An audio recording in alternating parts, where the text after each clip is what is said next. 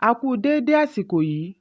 Kókó inú ìwé ìròyìn la mú wá fún yín láti inú àwọn ìwé ìròyìn ilé wa. Orúkọ tèmi ni Ọmọgbémisọ́lá ọmọ Alọ́gọ̀madẹ̀.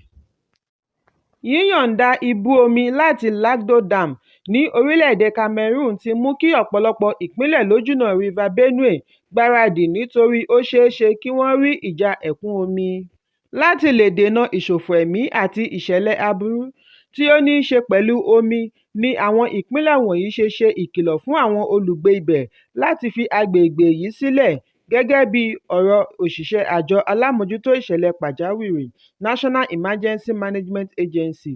Ó ní ìpínlẹ̀ 11 ni ó ṣeé ṣe kí wọ́n fi ara kááṣá nínú ìjàmbá tí ṣíṣí ibú omi yìí yóò dá sílẹ̀. Àwọn ìpínlẹ̀ ọ̀hún ni ìpínlẹ̀ Adamawa, Taraba, Benue, Nasarawa, Kogi, Anambra, Edo, Delta, Bayelsa, Rivers àti Cross River. Ọjọ́ Àbámẹ́ta ni àwọn ìpínlẹ̀ wọ̀nyí ṣe ìkìlọ̀ fún àwọn olùgbé agbègbè yìí kí wọ́n tètè fi àdúgbò yìí sílẹ̀ láti dènà ìṣòfò ẹ̀mí àti dúkìá. Ìwádìí jẹ́ kó di mímọ̀ wípé orílẹ̀-èdè Cameroon fi tó ìjọba àpapọ̀ létí wípé àwọn kò ní pẹ́ ṣí ibi ẹ̀kún omi wọn Lagdo Dam. Ẹ̀kúnrẹ́rẹ́ ìròyìn yìí wà nínú ìwé ìròyìn Punch tó jáde lónìí. Àjọ alámòjútó ẹ̀tọ́ àti ìṣirò owó Socio-Economic Rights and Accountability Project (SERAP) ti rọ Ààrẹ Bọ́lá Tinubu láti tètè ṣe ìdápadà òfin tí ó fi de àwọn akọ̀ròyìn 25 àti iléeṣẹ́ wọn kí wọ́n má ṣe àkọọ́lẹ̀ ìròyìn kankan ní ilé agbára mọ́. Lára àwọn tí òfin yìí mú ni Vanguard, amóhùnmáwòrán Galaxy, Ben TV, MITV, ITV Abuja, Prompt News, ONTV àti Liberty. Nínú lẹ́tà ọjọ́ 26 oṣù kẹjọ tí igbákejì adarí Kọ́láwọlé Olúwadáre bu ọwọ́ lù ní àjọ SERAP ti sọ wípé kò yẹ kí ìjọba àpapọ̀ bẹ́nìkan jà fọwọ́ gún gbogbo ará ilé lójú. Wọ́n ní àìní àǹfààní ará ìlú sí ìròyìn àti ìkópa nínú ìṣèjọba láti ọ̀dọ̀ àwọn akọ̀ròyìn jẹ́ ohun tí ó kù díẹ̀ káàtó. Wọ́n ní òmìnira akọ̀ròyìn jẹ́ ọ̀kan lára gbòógì ìjọba tiwantiwa. Èyí sì jẹ́ ohun tí ó ṣe ará ìlú láǹfààní. Ìjọba kò lè máa nawọ́ gán akọ̀ròyìn tí wọ́n fẹ́ láti gbé ìròyìn ojúṣe wọn. SERAP ní ìgbésẹ̀ ìjọba yìí lu òfin òmìnira àti ẹ̀tọ́ akọ̀ròyìn, pàápàá jùlọ nínú àǹfààní sí ohun tó ń lọ àti ìkópa.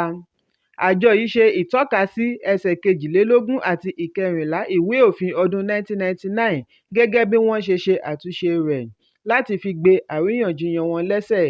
Ẹ̀kúnrẹ́rẹ́ ìròyìn yìí wà nínú ìwé ìròyìn The Guardian tó jáde lónìí.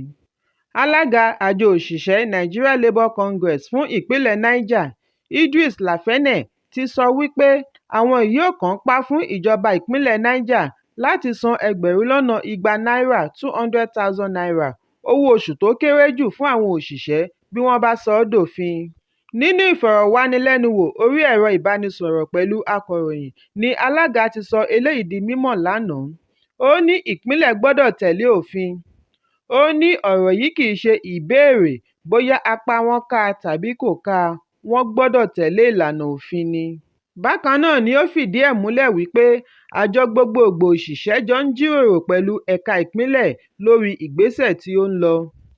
Akọ̀wé àgbà fún ìpínlẹ̀ Niger, Ibrahim Bọ́lọ́gí, nígbà tí ó ń fèsì bóyá ìpínlẹ̀ ní agbára àti san náírà, ó ní bí àwọn bá dé ìdí afárá, àwọn yóò mọ báwọn ó ṣe sọdá. Ó fi kún un wípé ìdúnàádúrà ń lọ lọ́wọ́ pẹ̀lú ìjọba àpapọ̀, òun sì mọ̀ wípé kọmíṣánná tuntun ni yóò ní àǹfààní láti sọ̀rọ̀ lé lórí lẹ́yìn ìpàdé ìgbìmọ̀ àkọ́kọ́. Ẹ̀kúnrẹ́rẹ́ ìròyìn yìí wà nínú ìwé ìròyìn Punch tó jáde lónìí.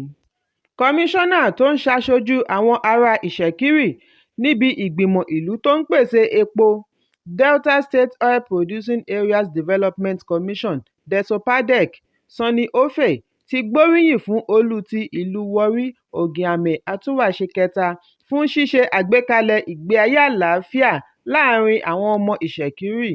Ó ní èyí kì í ṣe ohun tí ó rọrùn rárá. Kọmíṣánná DESOPADEC sọ eléyìí ní Àgọ́fẹ̀n ní ìlú Warri, ìpínlẹ̀ Delta lópin ọ̀sẹ̀ níbi tí òun àti àwọn ìgbìmọ̀ yòókù ti ṣe káraólé sí olú ti ìlú Warri Ogiame Atúwàṣe kẹta fún oríire ọdún méjì lórí àpèrè. Adarí ìwádìí àti ìmọ̀ ìjìnlẹ̀ Desopadec Nicholas Efe àti Sunny Ofe ní àwọn bá olú ìlú Warri yọ̀. Bákan náà ni àwọn gbà á ládùúrà wípé kí ìgbà rẹ̀ mú àlàáfíà ayérayé bá ìlú Ìwéré. Olú ìlú Warri wá dúpẹ́ lọ́wọ́ wọn nípasẹ̀ ọ̀kan lára olóyè rẹ̀. Ẹ̀kúnrẹ́rẹ́ ìròyìn yìí wà nínú ìwé ìròyìn Vanguard tó jáde lónìí. Wọ́n ti ṣe àwárí ọ̀pá epo àwọn ajépo-wà ní ìpínlẹ̀ Abia. Àwọn aṣojú tí ààrẹ Bọ́lá Tinubu rán láti lọ ṣe àyẹ̀wò sí ibi olè epo jíjà ní ìpínlẹ̀ Niger Delta ni wọ́n ṣe àwárí ọ̀pá epo yìí.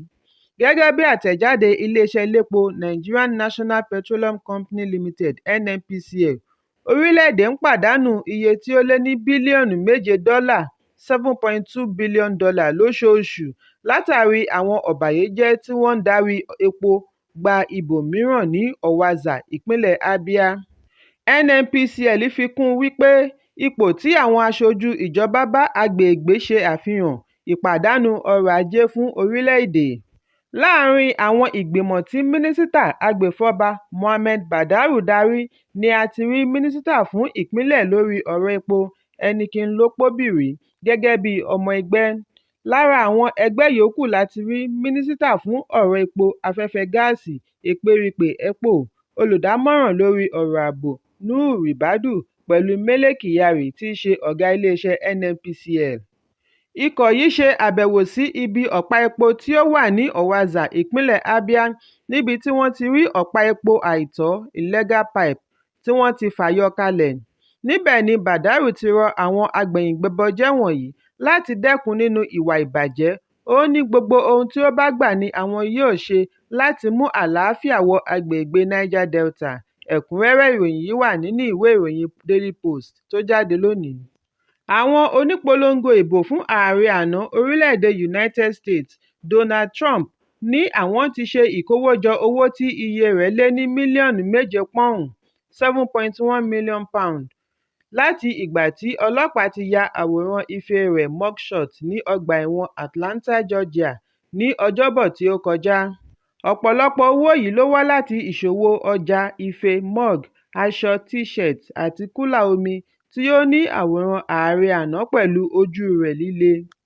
Trump ní wọ́n gba ìyọ̀ǹda rẹ̀ pẹ̀lú £200,000 £200,000 lẹ́yìn tí wọ́n ṣe ìgbẹ́jọ́ lórí ẹ̀sùn ìpàdé àmọ̀pọ̀ àti ìdójú èsì ìdìbò ọdún 2020 bolẹ̀. Wọ́n fi ẹ̀sùn oníkókó mẹ́ta mìíràn kàn án bí ó ti ń ṣe ìpolongo ìbò fún ọdún 2024. Trump sẹ́ gbogbo ẹ̀sùn yìí nígbà tí ó ṣe àwáwí wípé àwọn ẹgbẹ́ alátakò ni ó wà nídìí ẹ̀sùn wọ̀nyí látàrí wípé òun ń rọ́wọ́ mú nínú ìdìbò abẹ́lé tí yóò tako ààrẹ adìbòyàn Joe Biden. Ẹ̀kúnrẹ́rẹ́ ìròyìn yìí wà nínú ìwé ìròyìn The Guardian tó jáde lónìí. Àjọ ará ìlú Network Against Corruption and Trafficking Foundation (NACAT) ti wọ́ adelé gómìnà ilé-ìfowópamọ́ àgbà Central Bank of Nigeria (CBN) Fọláṣọdún Ṣónúbì àti igbákejì rẹ̀ Edward Adamu lọ ilé-ẹjọ́ gíga ìlú Àbújá lórí àfisùn wípé wọ́n kọ̀ láti kéde ohun ìní wọn fún àjọ ìwà wíwú Code of Conduct Bureau (CCB). Bákan náà ni wọ́n fi ẹ̀sùn kan alága àjọ CCB nípasẹ̀ agbẹjọ́rò àjọ náà Festus Keyamo Chambers. Nínú ẹ̀sùn ọjọ́ 25 oṣù yìí ni wọ́n fi ẹ̀sùn kan Ṣónúbì wípé kò jẹ́wọ́ ìní rẹ̀ ní ilé-iṣẹ́ wọ̀nyí: Intermex Limited, Cabby Slates Resources Limited, The Pecabo Company Limited, Ekwile Investments Limited, Iscopeng Limited àti Kilimo Technologies Limited. Ẹ̀sùn yìí tako Adamu bákan náà wípé ó kọ̀ láti jẹ́wọ́ ìní rẹ̀ nínú àwọn ilé-iṣẹ́ wọ̀nyí: Pinnacle Solutions Network Limited, Elad Global Resources Limited àti Global World Frontier Services Nigeria Limited. Wọ́n ní àwọn wọ̀nyí ní ojúṣe láti jẹ́wọ́ gbogbo ohun ìní wọn, pàápàá jùlọ ní àwọn ilé-iṣẹ́ aládàáni bí wọ́n ṣe ń gba ipò iṣẹ́ ìjọba ní CBN. Ẹ̀kúnrẹ́rẹ́ ìròyìn yìí wà nínú ìwé ìròyìn Daily Post tó jáde lónìí. Ẹ̀kọ́ ṣojú mímu ní ọ̀sẹ̀ tí ó kọjá wípé alága àjọ alámòjútó ìwà ìbàjẹ́ àti ìṣòwò ìlú kùmọ̀kùmọ̀ Economic and Financial Crimes Commission (EFCC) Abdulrasheed Báwà tí wọ́n ní kó lọ rọ́ọ̀kú nílé yóò gba ìyọ̀ǹda láìpẹ́. Ìjọba àpapọ̀ ti pàṣẹ kí wọ́n fún un ní àyè láti rí agbẹjọ́rò àti ẹbí rẹ̀.